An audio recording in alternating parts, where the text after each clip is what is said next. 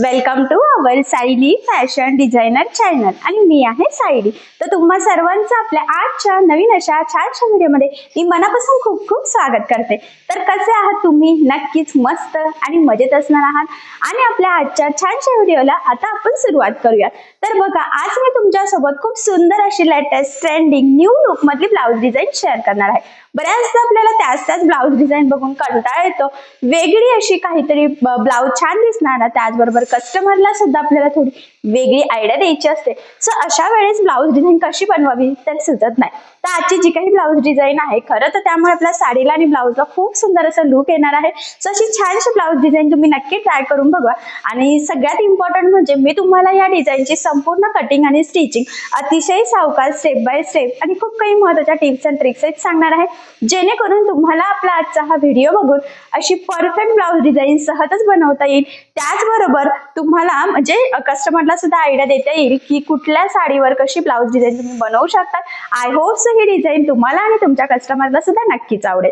So चला मग आता वेळ न घालवता आपण आपल्या आजच्या महत्त्वाच्या अशा व्हिडिओला सुरुवात करूयात। आणि हा व्हिडिओ तुम्ही स्किप न करता पूर्ण नक्की बघा, जेणेकरून तुम्हाला आपला आजचा हा व्हिडिओ बघून अशी छानशी ट्रेंडिंग ब्लाउज डिझाइन बनवणं खूपच सोपं जाईल। तर हे बघा, इथे तुम्ही बघू शकतात की हा आहे ब्लाउज पीस आणि याचा आपण बॅक पार्ट इथे कटिंग करून घेतलेला आहे। जो काही ब्लाउज पीसचे बॉर्डर आहे म्हणजे काट आहे, तर तो कमरेच्या साईडला खाली घेतलेला आहे। छान असा प्रिंटेड ब्रॉकेट टाइप हा ब्लाउज पीस आहे। सो बघा, मग अस्तर आणि मेन फॅब्रिक असं दोन्हीचा बॅक पार्ट इथे आपण ऑलरेडी कटिंग करून घेतलेला आहे। सो सगळ्यात आधी आता मी तुम्हाला या बॅक पार्टचं मेजरमेंट कसं आहे ते सांगते, म्हणजे तुम्हाला तुमच्या मापानुसार या डिझाईनसाठी कशा पद्धतीने कटिंग स्टिचिंग करावी तर हे सहजच लक्षात येईल। सो बघा, मग हा जो काही ब्लाऊज आहे तर ह्या ब्लाऊजची जी काही उंची आहे तर ती आहे 13, 1 इंच मार्जिन असं टोटल आपण इथे 14 इंचाला मार्किंग करून घेतलेली आहे। त्यानंतर इथून घेतलेला आहे आपण 2.5 इंचाची गळा रुंदी आणि 5.5 शोल्डर। ठीक आहे, सो मी इथे मार्किंग करून घेतलेली आहे।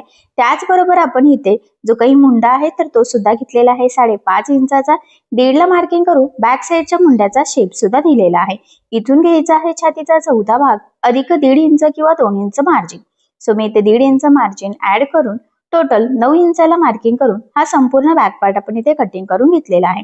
सो बघा, मग सगळ्यात आधी आता आपण गळ्याची जी काही मार्किंग आहे तर ती अस्तरच्या बॅक पार्टवर करून घेणार आहोत।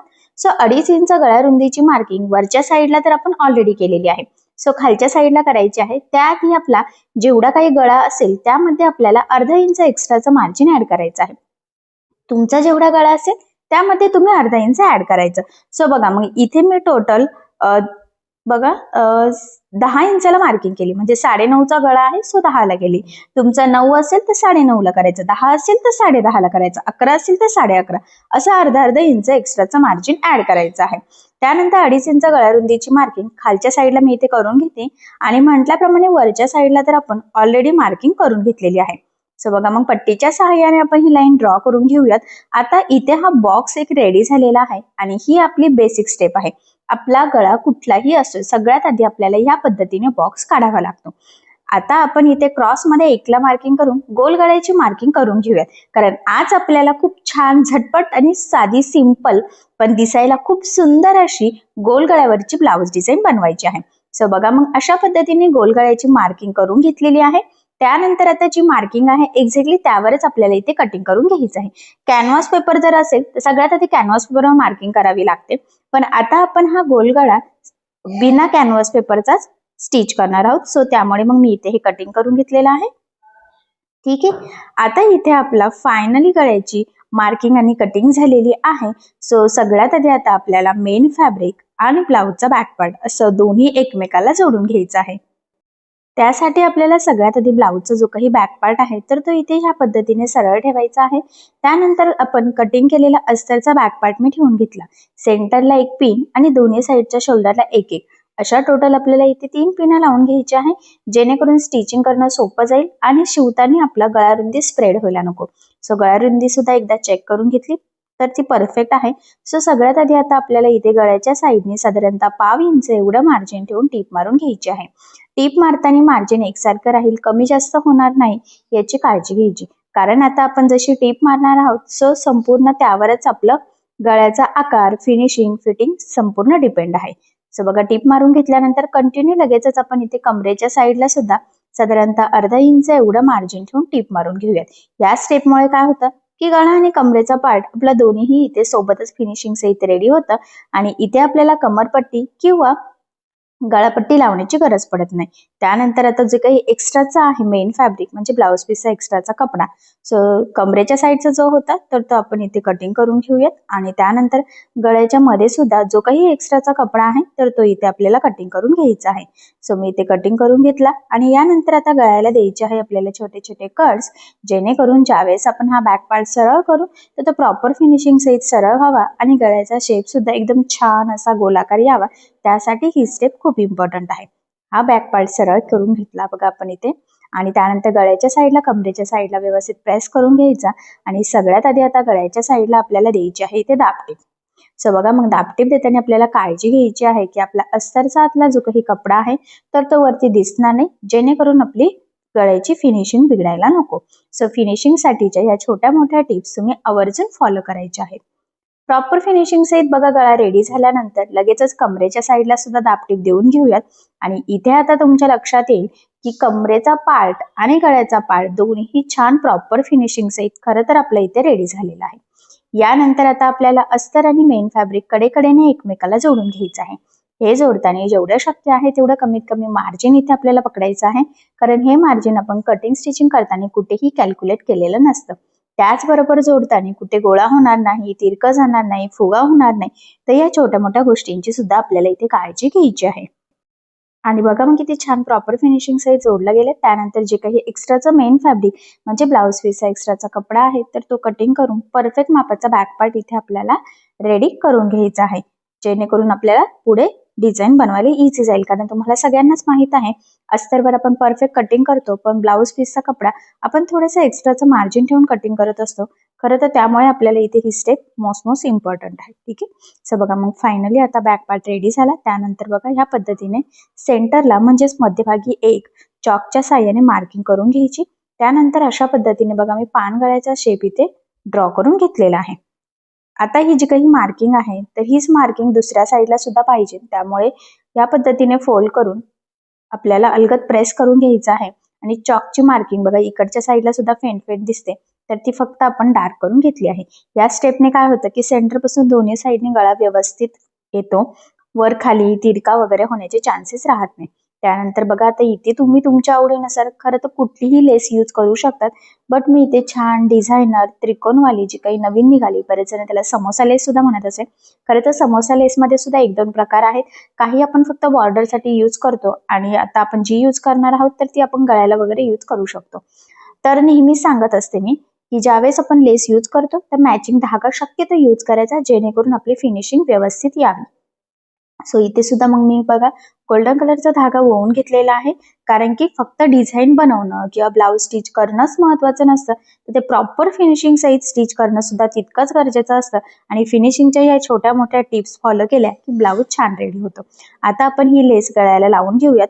ते सुद्धा आपण जी काही मार्किंग केलेली आहे पान गळ्याची, तर बरोबर त्याच लेवलमध्ये खरं तर आपल्याला ही लेस लावून घ्यायची आहे. अगदी सावकाश आपल्याला ही लेस लावायची आहे, जसा आपला शेप आहे बरोबर त्याच लेवलवर, त्यामुळे काळजीपूर्वक लावायचं आहे. खूप गडबड केली तर बऱ्याचदा तिरका होऊ शकतं. त्यानंतर सेंटरला लेस व्यवस्थित एकावर एक अशी क्रॉसमध्ये फोल्ड करायची आहे, जेणेकरून पानगळ्याचा जो काही आपला टोकदार शेप आहे तर तो प्रॉपर यावा, त्यासाठी ही स्टेप मोस्ट इम्पॉर्टंट आहे. आणि बघा मग बरोबर इकडे सुद्धा सेंटर पासून दुसऱ्या साईडला सुद्धा अगदी काळजीपूर्वक जी काही मार्किंग आहे बरोबर त्यावरच आपण इथे खरं तर ही टीप मारून लेस जोडून घेत आहोत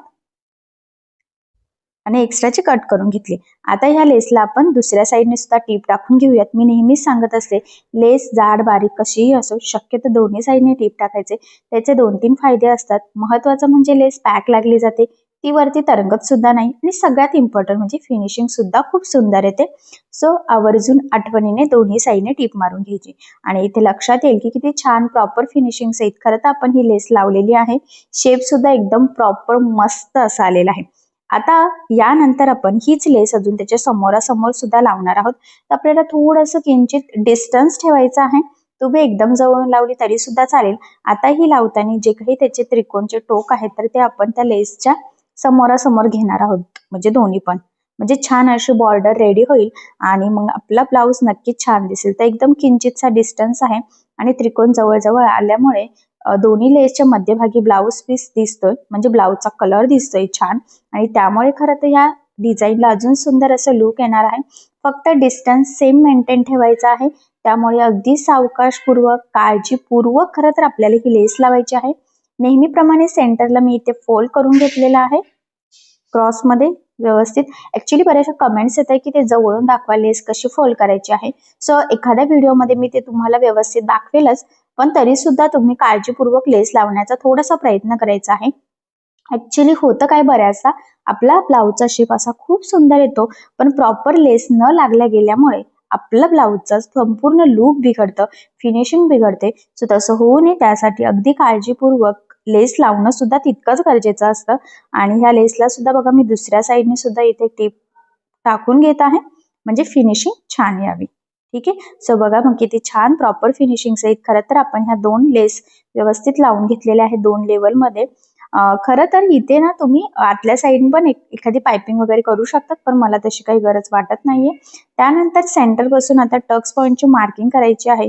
तर 4-4.5 ला करायची, अर्धा इंच साईडला करायची आणि उभा टक्स आपण फक्त 3 इंचाचा घेतलेला आहे, कारण की खूप डीप शेपमध्ये आपण इथे गोल्डन लेस लावलेली आहे.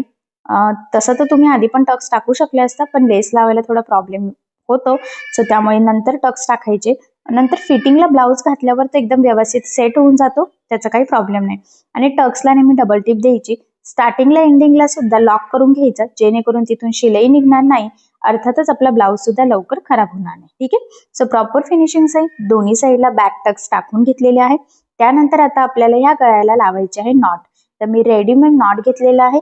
एका ब्लाऊज साठी आपल्याला 1 मीटर नॉट सफिशियंट असतं. सो मग मी घेतलेला आहे इथे 1 मीटर. त्यानंतर गळ्याच्या मध्ये जे काही ब्लाऊज पीसचा कपडा होता, तर त्यापासून आता सिंपल फॅब्रिकचे लटकन आपण इथे बनवून घेऊयात. तुम्हाला जर रेडीमेड लावायचे असेल किंवा तुमच्या कस्टमरची रिक्वायरमेंट तशी असेल तर तुम्ही तसंही लावू शकता. खरं तर इथे मी सिंपल त्रिकोणी लटकन बनवणार आहेत. फक्त डबल कपडा घेतलेला आहे, जेणेकरून छान प्रॉपर फिनिशिंग सहित आपले त्रिकोण सिंपल पण छान रेडी व्हावे यासाठी. तर बघा किती सुंदर असं आपलं झटपट असं मस्त त्रिकोणी साधं सिंपल लटकन तयार झालेलं आहे. आणि खरं तर ना कधी कधी सिंपल असे लटकन सुद्धा खूप सुंदर दिसतात. आणि असंही आपल्या ह्या चॅनलवर ऑलरेडी 10 लटकन, 2 लटकन, 3 लटकन असे लटकन डिझाईनचे बरेचसे व्हिडिओ टाकलेले आहेत. सो जर तुम्हाला वेगळ्या पद्धतीचं थोडं डिझायनर लटकन बनवायचं असेल तर ते व्हिडिओ बघून तुम्ही नक्कीच बनवू शकतात. सो बघा मग आता आपल्याला शोल्डर पासून साधारणतः 2.5 ते 3 इंच खाली हे नॉट लावायचं असतं. त्याला व्यवस्थित डबल टिप सुद्धा देऊन घ्यायची, जेणेकरून ते निघायला नको. एक साईडचं लावलं की तीच मार्किंग दुसऱ्या साईडला सुद्धा लगेच करून घ्यायची. याचा फायदा हा असतो की दोन्ही साईडला प्रॉपर छान व्यवस्थित एकाच लेवलमध्ये आपले नॉट लागली जाते आणि फिटिंग आणि फिनिशिंग दोन्ही पण छान येते. सो दुसऱ्या साईडला सुद्धा आपण लावून घेतलेलं आहे. आणि आता मी तुम्हाला हे बांधून दाखवते किती छान प्रॉपर आपण खरं तर हे नॉट लावलेलं आहे. सिंपल लटकन डिझाईनमुळे सुद्धा खरं तर आपला हा बॅक पार्ट अजूनच छान दिसतोय. आणि खरं तर नक्कीच या डिझाईनमुळे आपल्या साडीला आणि ब्लाऊजला खूप सुंदर असं लुक येईल. त्याचबरोबर इथे सेंटरला तुम्ही एखादं पॅच, बटन तुमच्या आवडीनुसार काहीही ठेवू शकता. बघा अशा पद्धतीचा छोटासा पॅच ठेवू शकतात, 2 बटन्स ठेवू शकतात, एक सुद्धा बटन ठेवू शकतात, किंवा अशा पद्धतीने छानसा मोठा गोल्डन पॅच सुद्धा ठेवू शकता. आता हे टोटली तुमच्यावर डिपेंड आहे. सो फायनली गोल गळ्यावर झटपट अशी खूप सुंदर आपण इथे मस्त डिझायनर लेस पासून डिझाईन बनवलेली आहे. आणि खरं तर इथे तुमच्या लक्षात येईल की एकाच डिझाईन मध्ये आपला गोल गळा आणि पान गळा असं दोन्ही डिझाईन्स आलेले आहे. आणि फिटिंगला पण हा ब्लाऊज छान बसतो. ऍक्च्युली बऱ्याच कस्टमरची रिक्वायरमेंट असते की सिंपल गोल गळ्यावर त्यांना डिझाईन हवी असते. सो अशी छानशा डिझाईनची आयडिया तुम्ही तुमच्या कस्टमरला नक्कीच देऊ शकतात, जेणेकरून त्यांना सुद्धा छान डिझायनर ब्लाऊज गोल गळ्यामध्ये स्टिच करून घेता येईल. ठीक आहे. सो अशी छानशी लेटेस्ट ट्रेंडिंग नवीन पद्धतीची झटपट तयार होणारी साधी सिंपल सोपी अशी ब्लाऊज डिझाईन तुम्ही नक्की ट्राय करून बघा. नक्कीच या छानशा डिझाईनमुळे आपल्या साडीला आणि ब्लाऊजला खूप सुंदर असं लुक येईल. सो नक्की ट्राय करून बघा. ठीक आहे. तर बघा मग फायनली खूप सुंदर अशी डिझाईन आपली तयार झालेली आहे. आणि सगळ्यात इम्पॉर्टंट म्हणजे मी तुम्हाला अतिशय सावकाश स्टेप बाय स्टेप आणि खूप काही महत्त्वाच्या फिनिशिंगच्या टिप्स आणि ट्रिक्स आहेत, संपूर्ण कटिंग स्टिचिंग सांगितलेली आहे, जेणेकरून तुम्हाला आपला आजचा हा व्हिडिओ बघून फक्त डिझाईन बनवणंच नाही तर ती प्रॉपर फिनिशिंग सहित सुद्धा कशी बनवावी तर हे देखील सहजच लक्षात यावं यासाठी. त्याचबरोबर अशी डिझाईन तुम्ही नक्की बनवून बघा. नक्कीच या डिझाईनमुळे आपल्या साडीला आणि ब्लाऊजला खूप सुंदर असं लुक येईल आणि आय होप सो तुम्हाला आणि तुमच्या कस्टमरला ही डिझाईन सहजच आवडेल. सो नक्की ट्राय करून बघा आणि जर तुम्हाला यामध्ये काही प्रॉब्लेम येत असेल तर मला कमेंट करून नक्कीच कळवा. मी तुमच्या प्रश्नाचे उत्तर देण्याचा नक्कीच प्रयत्न करेन. ठीक आहे. सो चला मग आता आपण आपला आजचा छानसा व्हिडिओ इथेच थांबूयात आणि तुम्हाला आपला आजचा व्हिडिओ कसा वाटला हे मला कमेंट करून नक्की कळवा. त्याचबरोबर आपला व्हिडिओ आवडला असेल तर व्हिडिओला लाईक करायला विसरू नका आणि असेच नवनवीन छानसे व्हिडिओज बघण्यासाठी आपल्या सायली फॅशन डिझायनर या चॅनलला लाईक करा, शेअर करा आणि सबस्क्राईब करायला विसरू नका. ठीक आहे. सो चला मग भेटूया पुन्हा नवीन अशा छानशा व्हिडिओमध्ये. तोपर्यंत टेक केअर, काळजी घ्या आणि आपला आजचा व्हिडिओ शेवटपर्यंत पूर्ण बघितल्याबद्दल thank you so much. Bye bye.